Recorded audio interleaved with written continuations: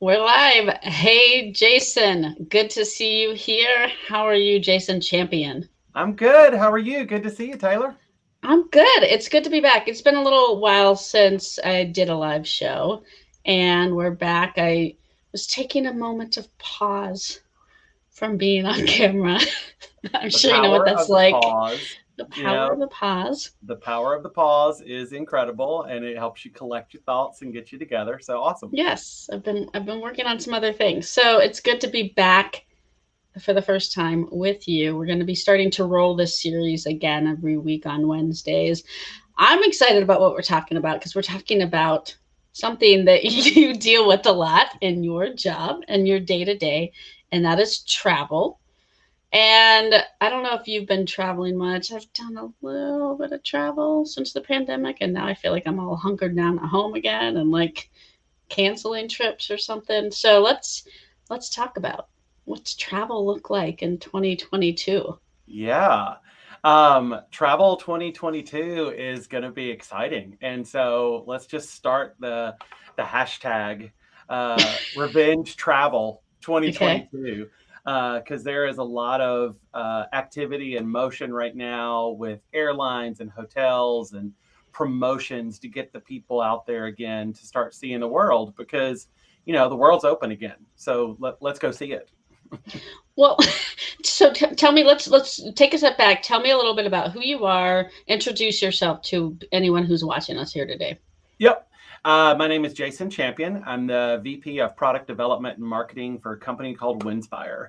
And Winspire is the largest provider of bucket list travel experiences to nonprofits to use in your fundraising. So anything that you put in, we put it to you on a consignment basis. You make over that reserve cost, you're able to put that in your pocket and walk away. And I will tell you, the demand right now for travel is super high. So this is a no brainer because there's no money up front. You pay for the product after the proceeds are already collected. So it's pretty simple process. I'm sure a lot of people have heard of us out there. Like I said, we've been in business for about 15 years now and have 200 plus packages all over the world, from hiking Kilimanjaro to truffle hunting in Tuscany to wine tasting in Napa to sitting on the stage with Hamilton. So it's a lot of fun. Ooh, awesome. Okay, and that's why I wanted to talk to you about travel because you're in it Mhm. every day, all the time with what you do. So, okay, there was a word that you sent me that we were talking about offline. I was like, what is this word? Can we talk about bleisure? What is bleisure? This In is hashtag revenge travel or something? hashtag revenge travel, but also hashtag bleisure. And I know people are like, what in the world is he Why are we talking speaking about? in hashtags? I know I'm speaking my own Jason Champion language right now. Bleisure is now that so many people are able to be remote and not tied to an office, and you all you need is a Wi-Fi connection. There is business leisure traveling happening right now. Oh, So there is those groups of people right now, and the millennials and the Gen X's that are renting apartments or an Airbnb for a month and working in Costa Rica because they have internet, or they're going to, Mexico, or they're going to Canada, they're going to the United States, they're going all over the place and getting to work. And so we're kind of just calling it bleisure because while they're working Monday through Friday sitting at a computer, the weekends they're getting to explore because so many people mass exited major cities and now can bounce around. We're calling it the bleisure travel year as well. oh, okay. Bleisure. I've done a lot of bleisure. And I have yeah, too, and I always yeah, typically try to like stay over through a Saturday or a Sunday when I'm on a business trip to kind of explore the area and really kind of see what's going on out there. yeah, yeah. Well, definitely. So I don't know about you, but like I've been in this kind of remote work world for a long time, and maybe been bleisuring before it was a hashtag, but now it's opened up to so many more people because of the state of the world now. And so it is interesting that there's this new trend. And I was out on a walk recently and met a new neighbor who was bleisuring, uh, Nice. living in a street house down the road from me. And she's an artist. And she's like, I just decided I could move around now and go live in different places. So are there any, like, when it comes to bleisure and the work world, do you have any recommendations for people on how to kind of find that balance? Because hopping around can be a little bit challenging when you're trying to work, sometimes. It Any is. tips you found there? Yeah, I mean, it is being able to cut free of what we know as a norm society of having materialistic things.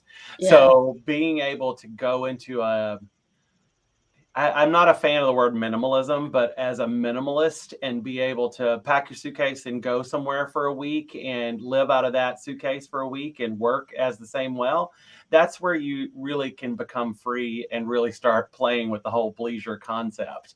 But I think, once you become untethered to ton of materialistic things of what, if anything, the pandemic made us realize, do we have to have this extra thing? Do we have to have that? And then you get back down to basics. It's the same things that Hmm. we've talked about for a long time, Taylor. Go back to basics, pick up the phone, talk to people. And it's the Yeah. same kind of concept of being able to say, you know what, now that I'm not tethered to the office, I don't have a meeting this next week.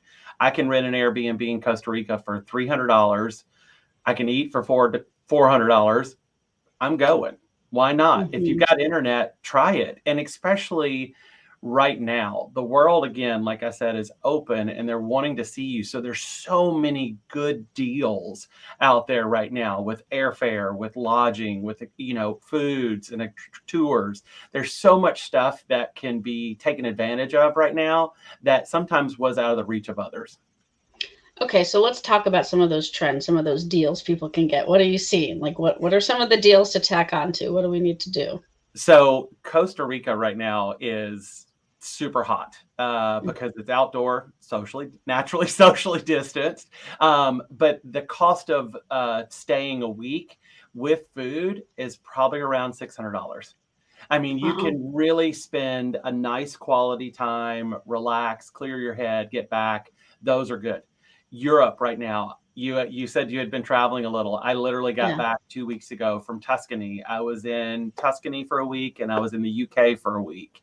And prices from what I normally had seen in a London type stay of 275 to 500 a night are dropped down to 150 because they are excited to see Americans traveling again. They depend upon our money as well as we depend on their tourism as well. So it's a nice collaboration right now. And I think where a lot of hotel chains are going is they're going to look at a volume situation instead of being crazy high price. They're going to be able to make it up by being booked out 24/7, 365.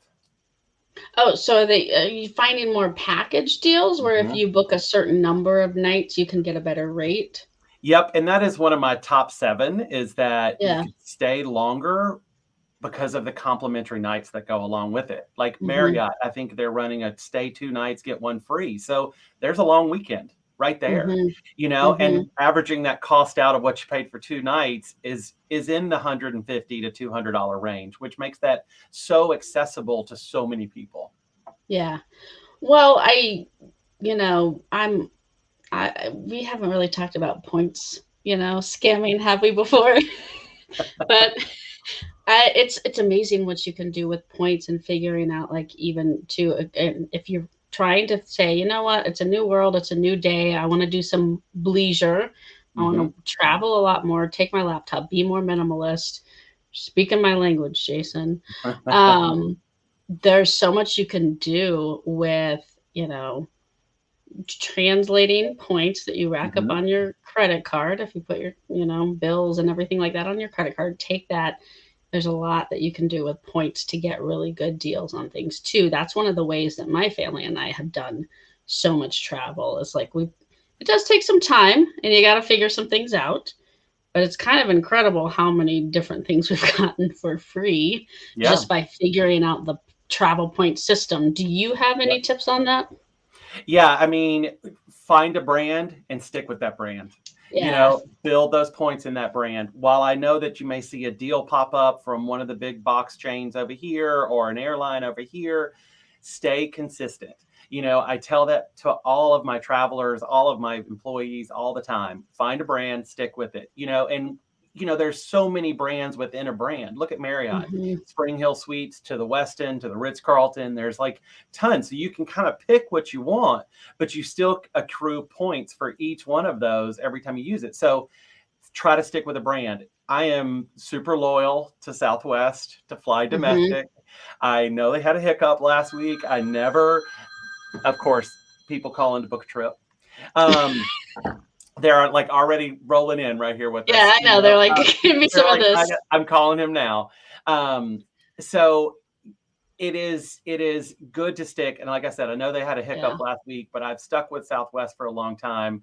My husband and I traveled together a good bit. And because I've flown so much, he's been on my companion pass for 2.5, 3 years now. And I've not paid for a plane ticket for him domestically in forever. So when you reach certain status with these airlines and the hotel chains, like they are just giving you stuff, because I've reached a point now in Marriott where it's double points every time I check in, regardless what it was, if it's a Fairfield all the way up to a Ritz.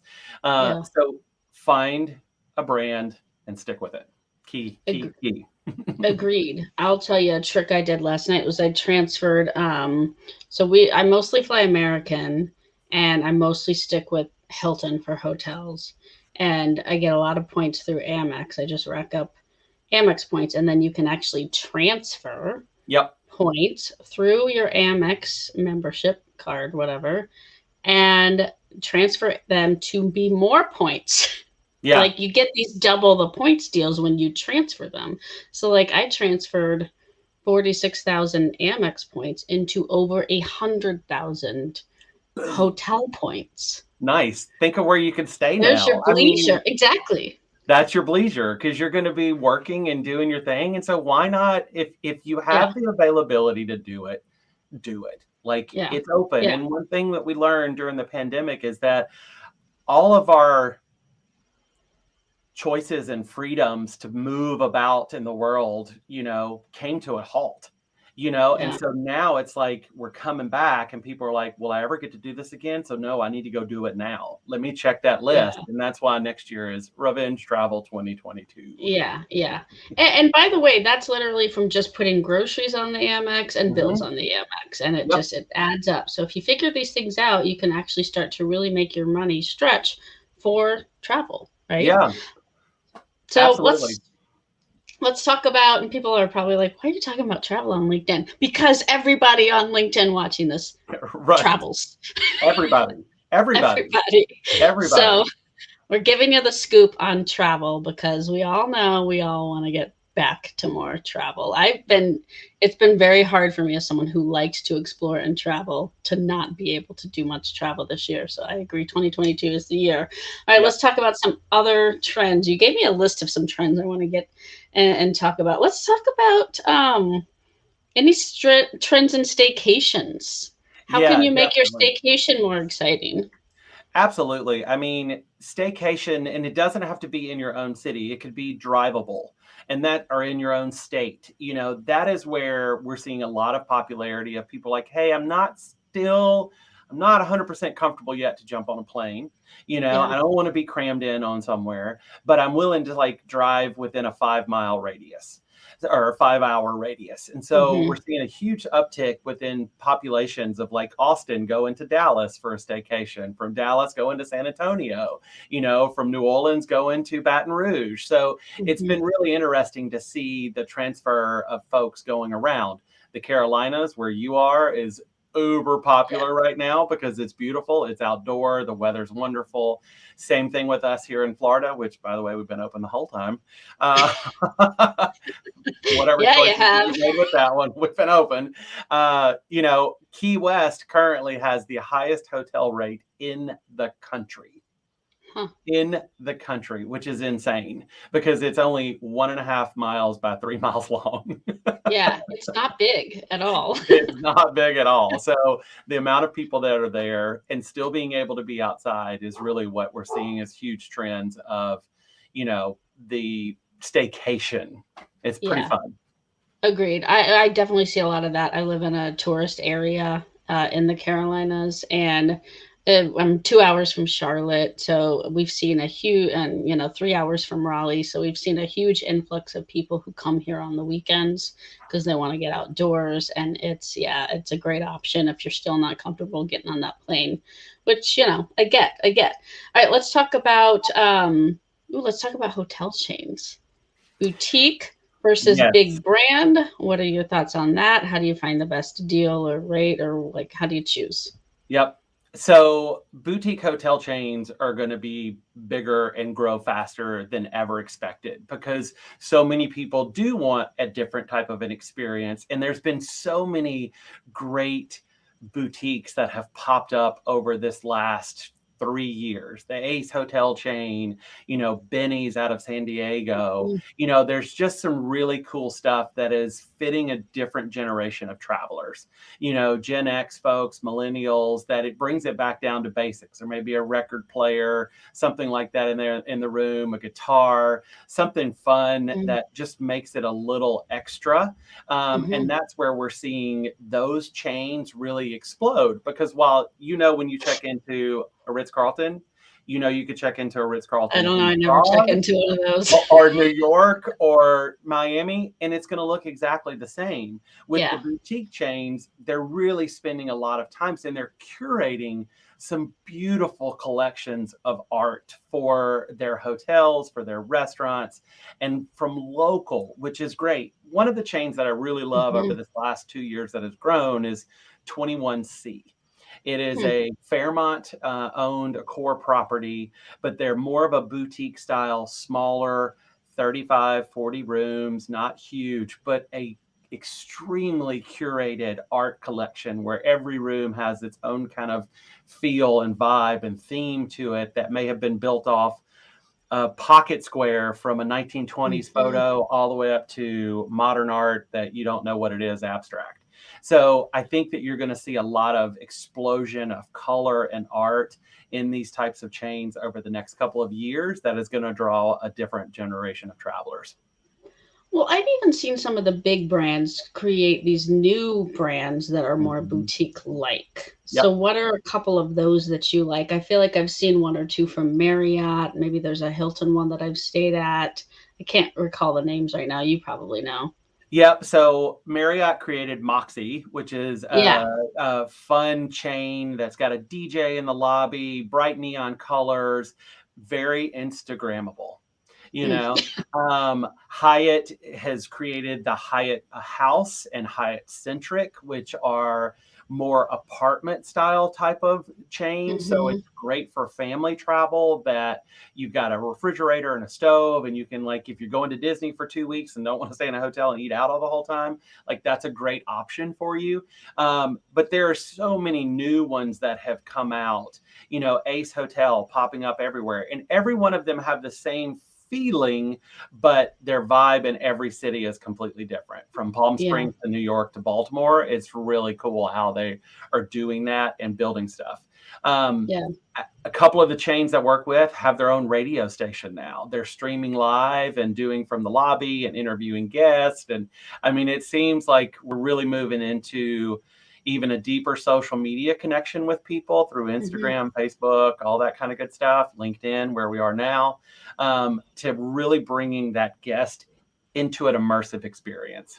Interesting. Yeah, I think it was a Curio that I stayed at that was a cat had a very boutique vibe, which Yep. is nice. Again, if you find one of those and you want a boutique vibe, but you still want to get your points, there are options now where you don't have to go to what Yep. feels like the big box Marriott or the big box Hilton, right?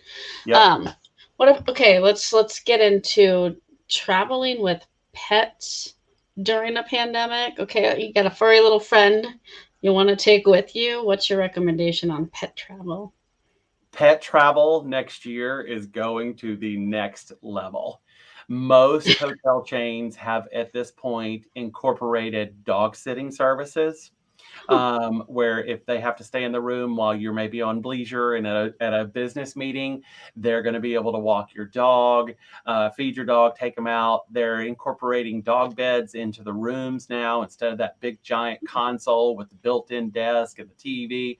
Like now they've removed some of the bottoms and there's a dog bed with a bowl that pulls out. So dog travel and cat travel and pet travel, don't take a llama on a plane. I don't think that's going to work. But, I did see a woman in a photo one time had a small Shetland pony on a plane. So What? yeah, you never How? know with people. How did this Um, happen? but I saw the photo. I was like, I wish I was there, but Huh. I wasn't. So I think pet travel is going to be huge this next year because of the chains starting to become more pet friendly. Because for a long time, hotels like nope, no dogs, no pets, Yeah. and now most all have relaxed those policies and have embraced it because they know that people don't want to leave their animals anymore. And with being transient as we are, people need to be able to travel with them. Yeah. Well, again, this ties back to bleisure. People are gonna, work and hop and skip around more. It's like, well, you can't just leave your dog at the boarding place for, 2 months, right? And so that is an interesting thing to know. I hadn't seen any of that, but that's cool to know that they're doing like dog beds and bowls and everything. That is part of the problem. You get there and then you have your dog and you're like, right, I have nothing here for you. Right. And now they're starting to do it. And I mean, always do that, when you're booking your reservations, ask them. Ask them what services they have available for dogs. Do they have sources locally that there could be a local groomer that could come in, or you could take the pet there. So just ask those questions because the staff and at any of the hotel chains are becoming more equipped in being able to answer those and provide the unique services that your pets want and need. Cool. That's good to know. And, a lot more people got pets in the pandemic too. I know at the very start in particular, adoption agencies were like running out of pets. Yep. Because everybody wanted a new companion and everything. Okay, so let's see. Okay, I think the last thing I want to talk about, and then we're going to round it out with going back to bleisure and minimalism. That's how we'll end this episode today. But let's talk about anything else you would say about the gig economy and how you see this changing work and travel industries, kind of both together. Yeah, I think for certain people, gig economy, I think not being tied to an apartment, a home, a trailer, whatever that you live in, small, tiny house, whatever. I think people are seeing now that, hey, I could actually go stay in a hotel for a month and pay less than what I would pay for rent and have daily housekeeping. That has, and the gig economy has really changed some of the hotel brands because they're coming out more and more with no frills. It is go take a shower, get a nice sleep, and then back out. So a lot of the hotel chains right now in New York are eliminating their spas. And they're adding in yoga studios or a Peloton studio, something along that lines, but getting rid of that because that's got additional overhead for these brands. And then they're incorporating the Headspace apps, Soothe, things like that can replace those overhead costs with something that you may already have on your phone. And for the fact that hotel chains are promoting this, obviously there's some amazing partnerships with that. There's also a great website out there. It's Benny, Benny Travel. Okay. You guys should check that out.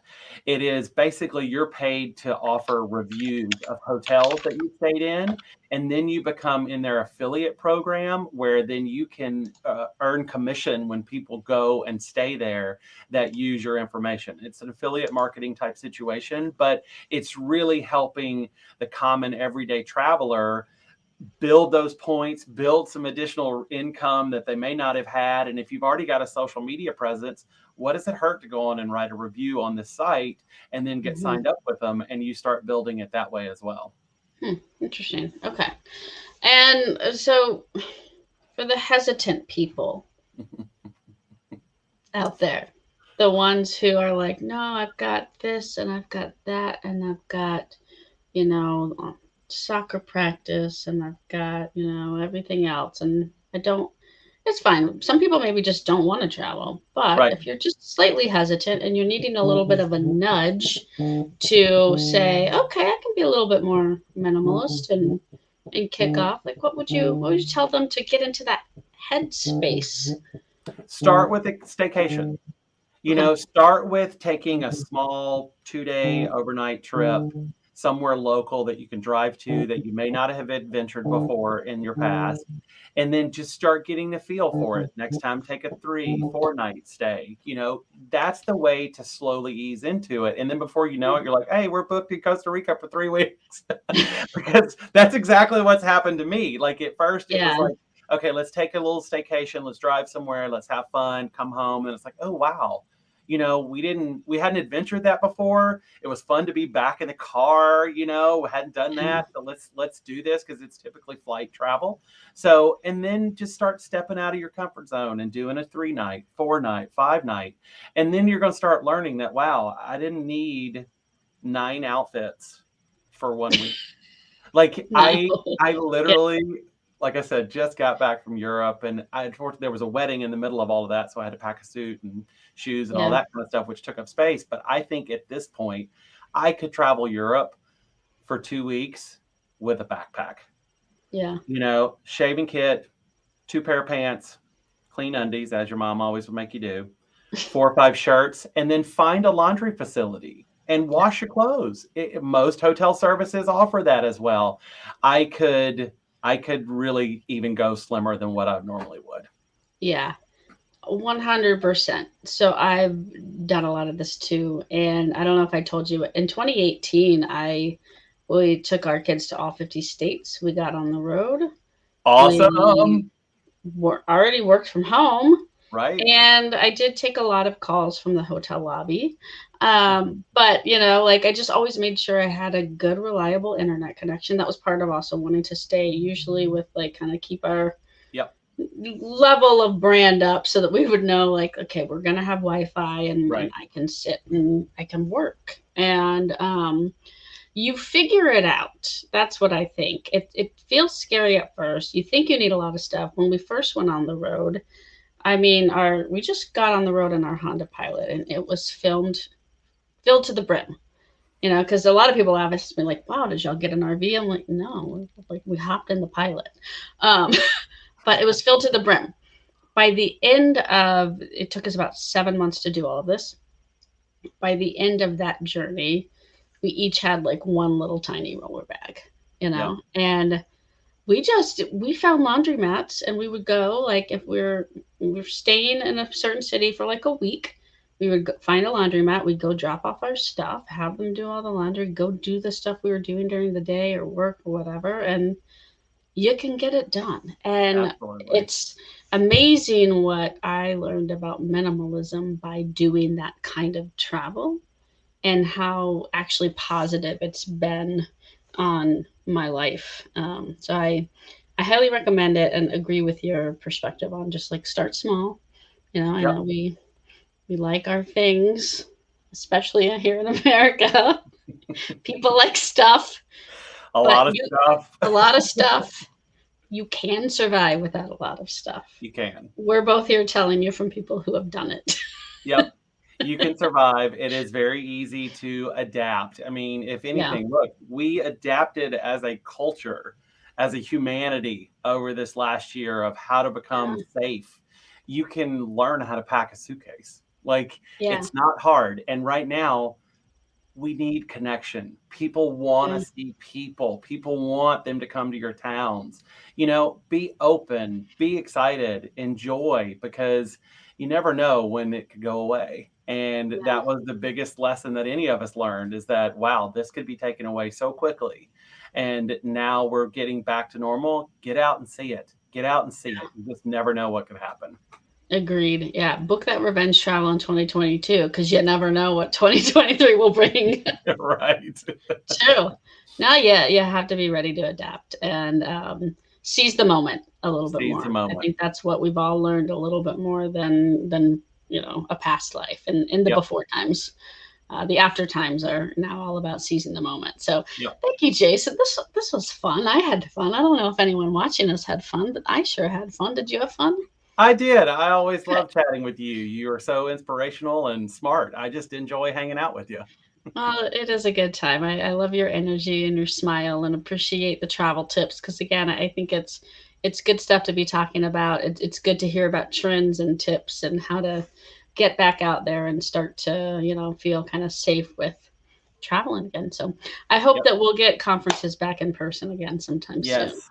Yes, yes, yes. Please, please, please. Yeah. All right. Well, Jason, if people want to get in touch with you, maybe they do for their organization need a travel package. What's the best way to get in touch, find you, and get engaged? Yeah, shoot me an email. It's jchampion@winspireme.com, WINSPIREME.com. And then I'll throw my cell phone out there, 949-339-4789. Don't send me any weird pictures. Unless it was in a really cool travel spot. Right. Unless you want to send me some pictures of you traveling, that's great. I'm good with that. Try to keep everything else personal. All right. Your phone's going to light up now. Done. It's ringing right now. All right. Well, thank you, Jason. Thanks, everyone, for tuning in. Hopefully got some good recommendations on travel and learned a few things here today. Reach out. Let us know if you've got anything that comes up. You need some travel help for your organization. Call Jason. He gave you his cell phone. Awesome. All right. We'll see you next time, folks. See you guys. Bye. Bye.